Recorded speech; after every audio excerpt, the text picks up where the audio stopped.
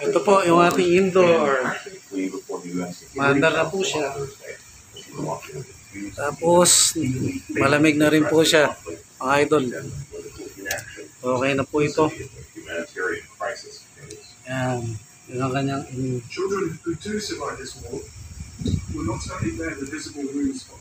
yan po yung ating gawa.